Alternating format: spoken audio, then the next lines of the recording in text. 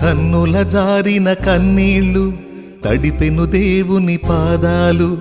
ఇప్పటి నుండి నీ కళ్ళు చూచును దేవుని కార్యాలు. కన్నుల జారిన కన్నీళ్ళు తడిపెను దేవుని పాదాలు. ఇప్పటి నుండి నీ కళ్ళు చూచును దేవుని కార్యాలు. ఉందిలే దీవెనా